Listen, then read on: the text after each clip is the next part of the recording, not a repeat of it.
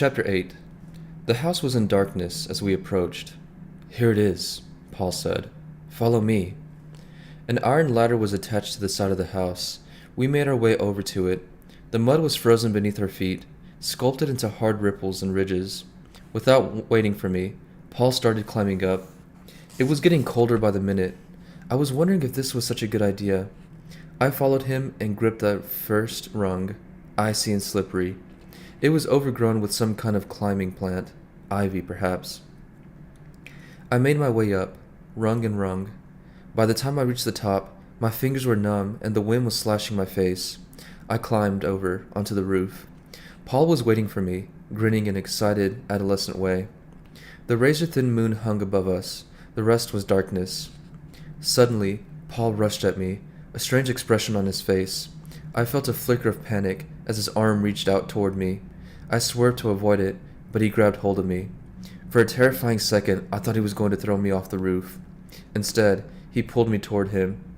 "You're too close to the edge. Stay in the middle here. It's safer." I nodded, catching my breath. This was a bad idea. I didn't feel remotely safer on Paul. I was about to suggest climbing down again. Then he pulled out a cigarette and offered me one. I hesitated, then I accepted. My fingers were shaking as I took out my lighter and lit the cigarette. We stood there and smoked in silence for a moment. This is where we would sit, Alicia and me, every day, pretty much. How old were you? I was about 7, maybe 8. Alicia couldn't have been more than 10. You were a bit young to be climbing ladders. I suppose so. Seemed normal to us. When we were teenagers, we'd come up and smoke and drink beers.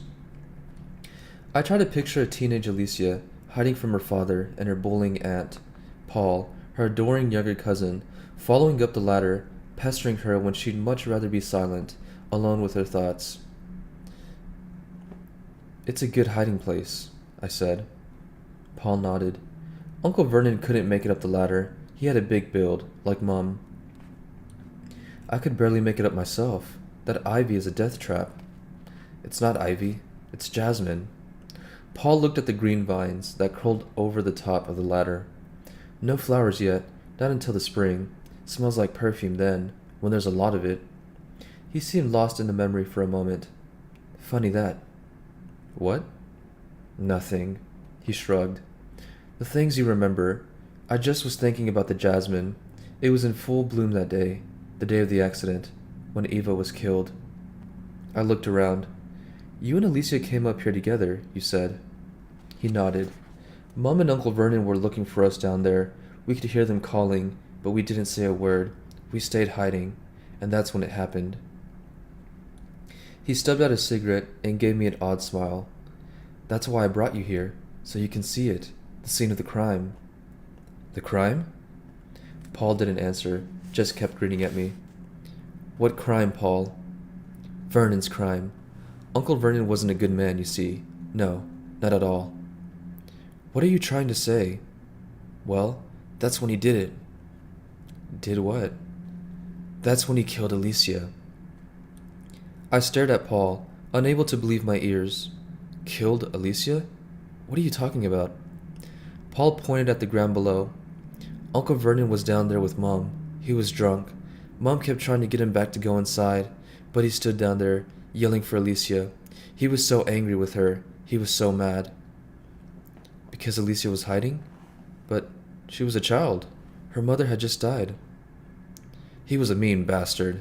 The only person he ever cared about was Aunt Eva. I suppose that's why he said it. Said what?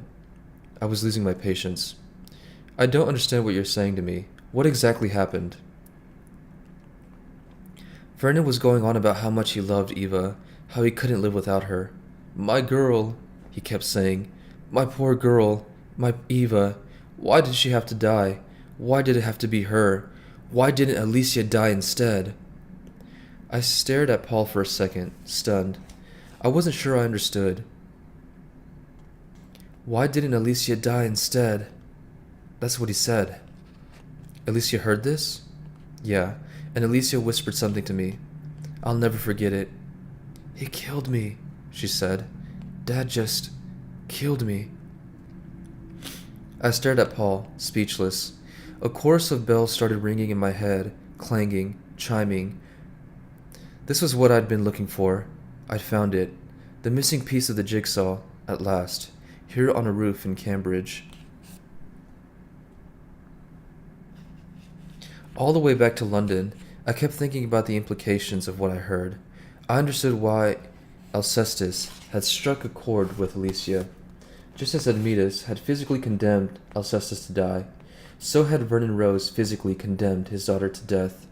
Admetus must have loved Alcestis, on some level, but there was no love in Vernon Rose, just hate. He had committed psychic infanticide, and Alicia knew it. "He killed me," she said. "Dad just killed me." Now at last, I had something to work with, something I knew about, the emotional effects of psychological wounds on children, and how they manifest themselves later in adults. Imagine it, hearing your father, the very person you depend upon for your survival, wishing you dead. How terrifying that must be for a child, how traumatizing.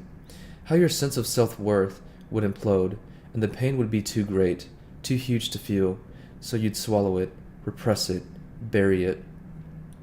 Over time you would lose contact with the origins of your trauma, dissociate the roots of its cause, and forget. But one day, all the hurt and anger would burst forth, like fire from a dragon's belly, and you'd pick up a gun. You'd visit that rage not upon your father, who was dead and forgotten and out of reach, but upon your husband, the man who had taken his place in your life, who loved you and shared your bed. You'd shoot him 5 times in the head, without possibly even knowing why. The train raced through the night back to London. At last, I thought. At last I knew how to reach her. Now we could begin.